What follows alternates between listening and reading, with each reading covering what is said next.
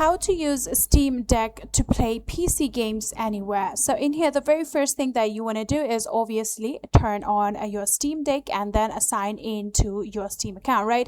Obviously get your Steam Deck, then from there you need to sign into your Steam account. Then from there you can now start downloading any of your games. So after downloading any of your games, you can now start optimizing your settings however you want, and after doing that you can start also customizing controls if needed.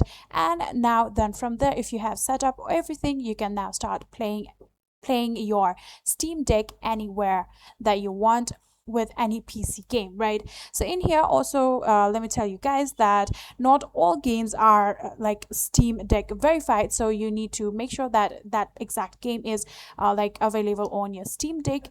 Then only you'll be able to play that PC game on your Steam Deck.